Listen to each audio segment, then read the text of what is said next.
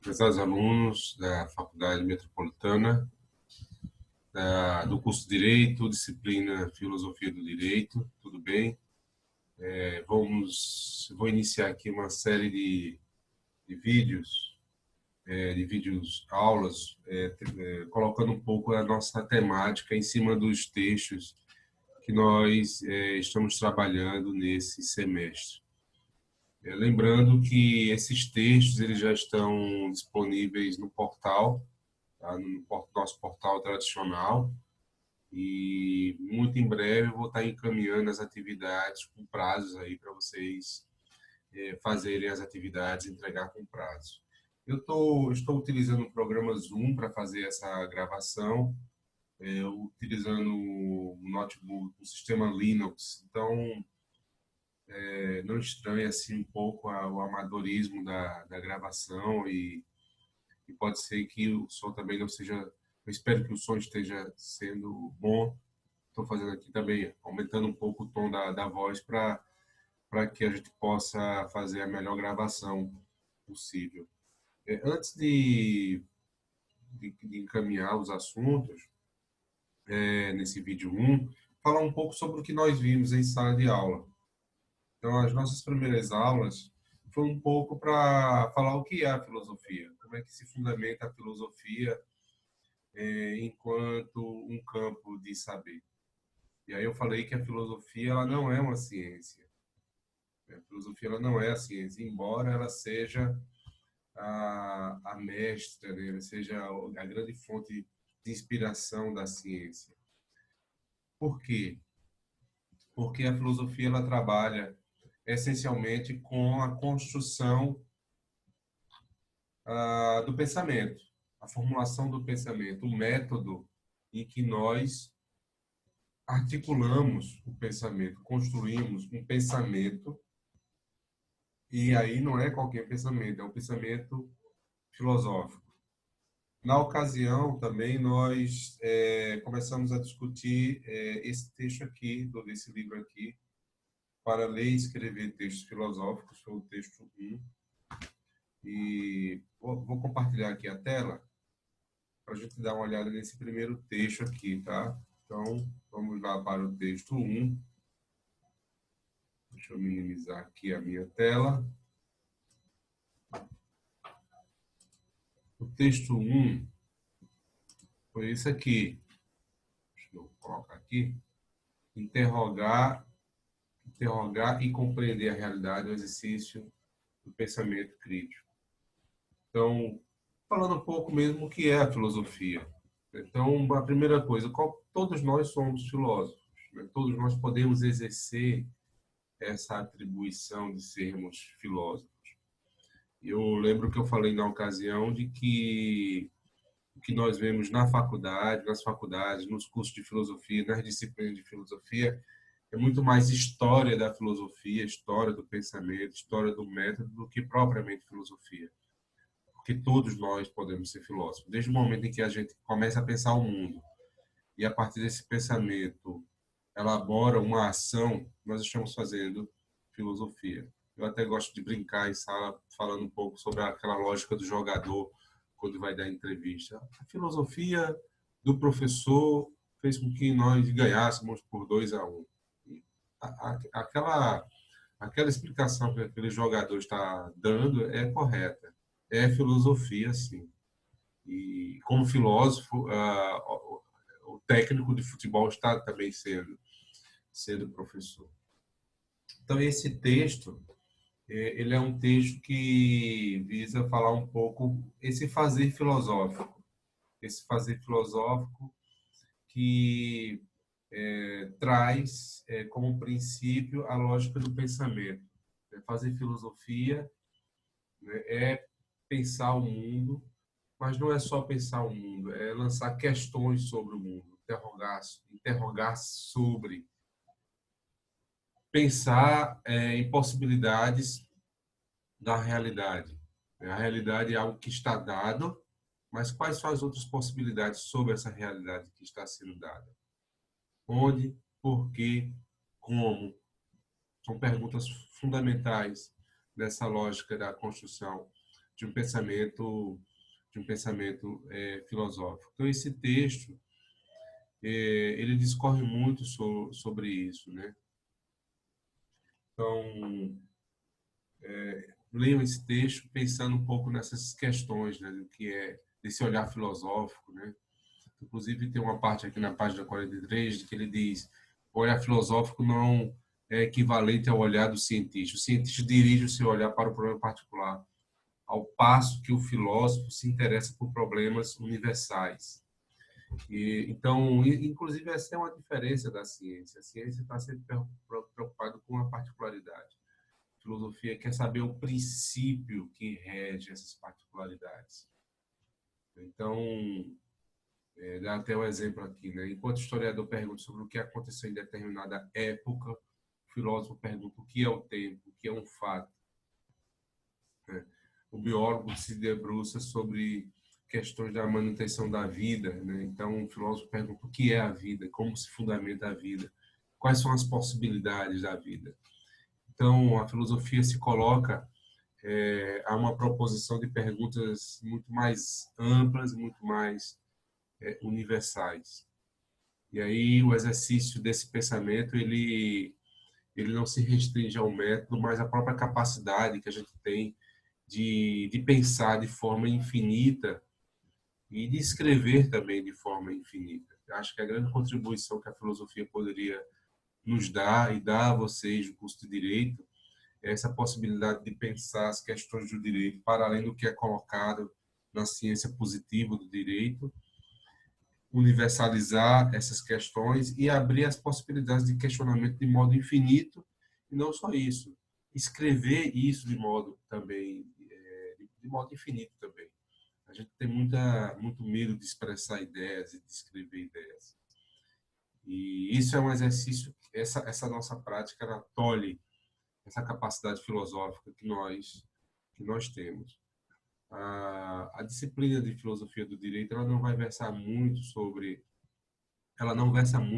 essa possibilidade, embora eu, na minha prática docente em sala de aula, eu gosto dessa possibilidade de a gente ampliar esse horizonte de, de pensamento.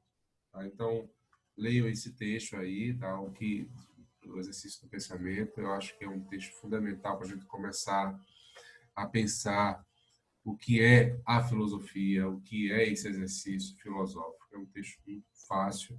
Eu gosto muito desse livro, para ler e escrever texto filosófico, porque ele, inclusive, me orienta muito na minha escrita intelectual, nos meus trabalhos. Eu acho interessante. Inclusive, eu estou pensando agora em desenvolver um trabalho e ele certamente é um dos textos que entra como como base de fundamentação, de inspiração para os meus trabalhos. Bom, esse foi o primeiro texto.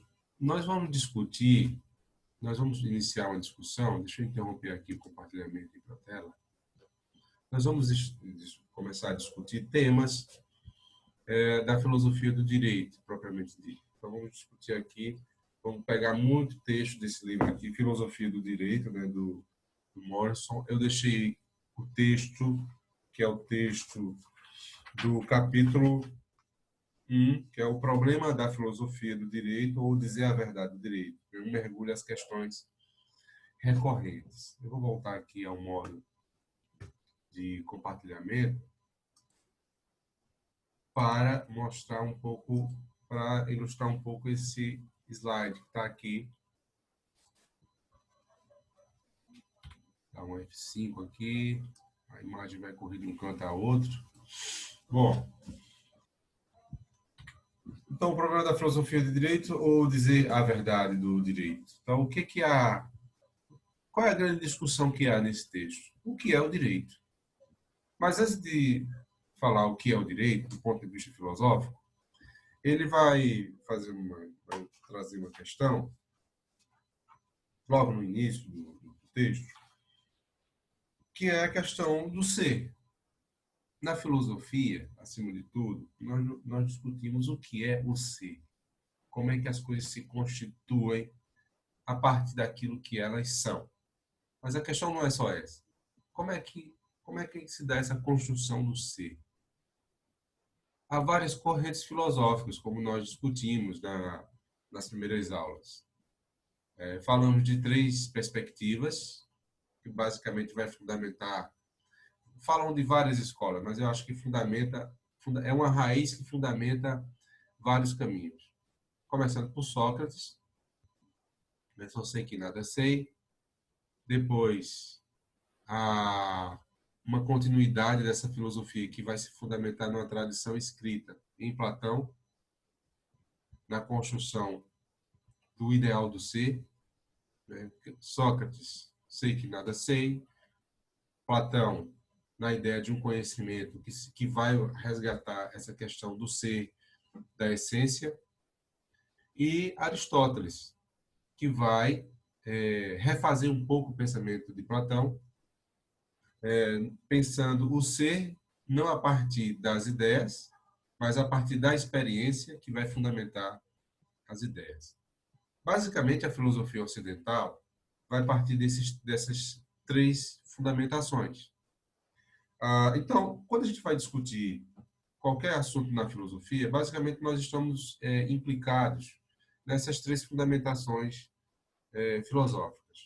O texto aqui, o problema da filosofia do direito, ou dizer a verdade do direito, vai buscar um pouco essa construção do ser, que é o direito enquanto um elemento do ser. O que é interessante aqui, nessa perspectiva, é que ele não está pensando no direito só enquanto instituição. Ele está pensando no direito enquanto um elemento em que o indivíduo está inserido nele. Por isso que ele vai colocar a ideia do ser. E vai colocar algumas outras perspectivas teóricas sobre esse elemento do ser. Mas vamos avançar aqui na nossa apresentação. Ele vai falar um mergulho das questões recorrentes. Um mergulho das questões recorrentes, sim, isso é recorrente. Porque o que é o direito? Essa é uma pergunta que ela não se esgota e nem pode se esgotar, porque no dia em que qualquer ciência deixar de se perguntar aquilo que ela é, aquilo que ela se propõe, ela deixa de ser ciência. Então, a sociologia, por exemplo, está sempre discutindo o que é a sociologia.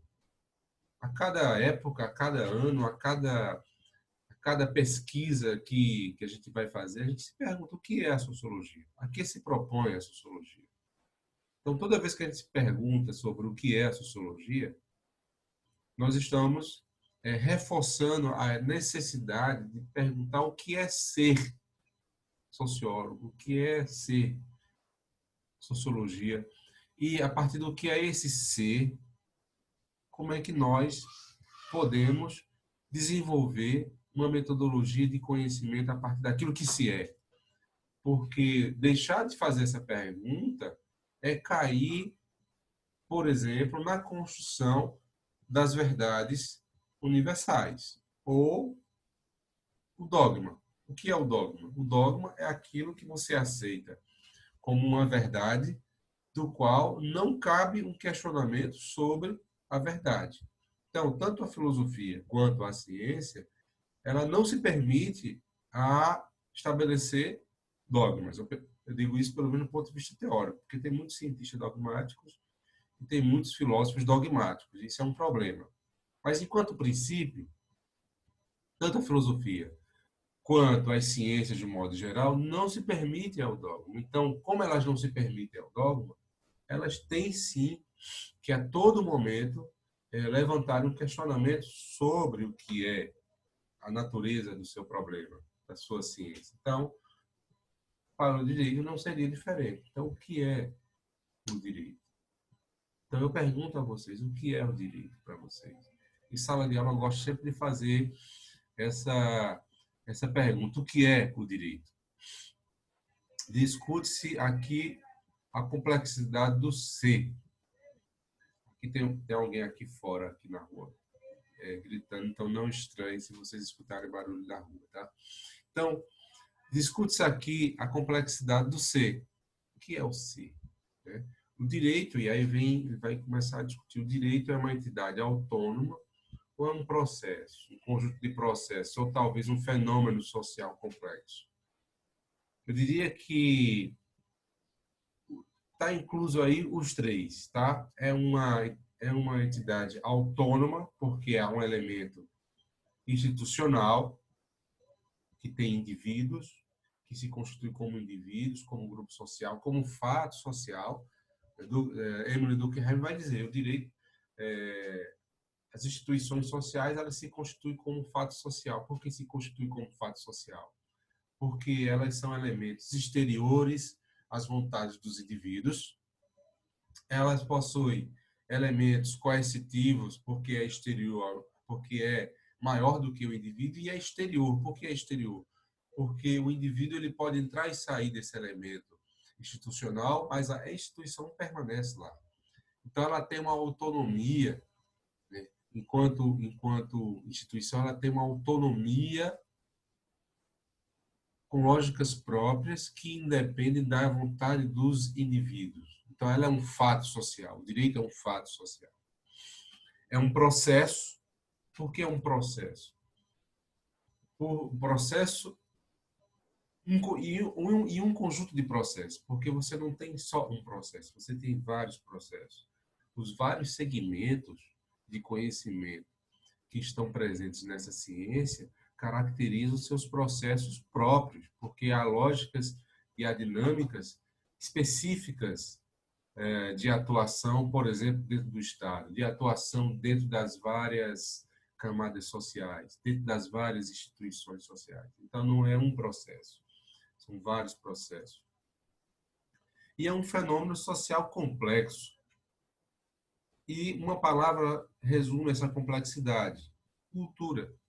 O elemento da cultura, eu colocaria uma outra palavra também: o elemento da história. Porque cada sociedade tem a sua história, tem as suas particularidades históricas, tá? Tem a sua história, tem as suas particularidades históricas e obviamente tem os elementos culturais aí presentes. Então, cada sociedade também tem sua cultura, tem as suas complexidades culturais, tem as suas particularidades. Então, é muito difícil você colocar o elemento, funcionamento do direito como sendo um elemento universal, embora a gente não deva abandonar alguns princípios universais que estão presentes lá na Carta dos Direitos Humanos, como a igualdade, o direito à dignidade, o respeito à diversidade. Então, são princípios universais que foi construído historicamente. Você tem aí esse elemento, esse princípio, né, da universalidade, mas cada estado, cada nação, cada cultura vai estabelecer particularidades próprias sobre o funcionamento dessas instituições e desse direito, obviamente. Por isso que ele faz essa pergunta de uma maneira ampla, mas pelo menos a leitura que eu faço é que há esses três elementos de complexidade. E aí vem uma coisa que está muito presente na filosofia, que é o elemento da reflexividade. E o que é essa reflexividade? É o ato de perguntar a si mesmo, ou seja, a pergunta que posso direcionar ao outro que se volta para si. Então, quando eu me pergunto, quem é Jorge? Então, quando eu estou fazendo essa pergunta a mim, na verdade, eu estou me localizando no ambiente em que eu vivo, mas, ao mesmo tempo, identificando os outros. Na filosofia, esse papel de reflexividade, há uma palavra que a gente usa muito também nas ciências sociais, de alteridade, é a gente se perguntar a função do outro. Então, é perguntar a si mesmo, direcionando ao outro. Então, quando eu pergunto quem é Jorge, não só estou fazendo uma pergunta a mim, do ponto de vista do meu autoconhecimento, mas na medida que eu estou me autoconhecendo, eu estou também fazendo uma distinção daqueles que estão em volta. Então, eu começo a me reconhecer e a conhecer o outro, não pelas semelhanças apenas, mas também por essas diferenças. Então, por isso que é uma pergunta que eu direciono ao outro, mas que é voltada a mim. Então, ah, o que é esse direito? O que é o direito? Então, eu estou fazendo uma pergunta para o local de onde eu estou, direcionada ao outro. Aí vem uma afirmação que alguns podem ler isso como uma crítica que o Morrison fala e outros como uma não crítica. O que ele diz? Isso tende a levar a um processo infinito de questionamento. Particularmente, eu não vejo problema nenhum nesse questionamento infinito de questionamento. Por quê? Porque aí vem um outro ponto que eu acho interessante. A possibilidade de contar uma história diferente. Então, vamos abandonar a ideia de uma verdade universal ou de verdades, não precisa ser universal, ou de verdades absolutas, ou a construção do falso e errado, para pensar que o mesmo fato pode ter várias interpretações. A gente vai ver que essa lógica de pensamento ela vai ter implicações muito fortes sobre a concepção de um direito positivo. Por que vai ter implicações muito fortes sobre a concepção de um direito positivo? Porque acreditava-se que a formulação do conhecimento científico poderia gerar respostas universais.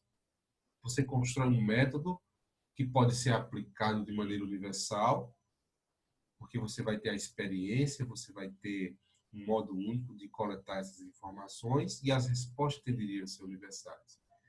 E a história da ciência, a história da filosofia mostrou que não, porque, acima de tudo, quem está fazendo ciência é um sujeito, é um indivíduo, é uma pessoa que tem cultura, que tem sentimentos, que tem lógicas de pensamento, que está inserido dentro de um contexto político, que tem crenças, e tudo isso interfere na maneira como ele vai interpretar isso, mesmo usando um método.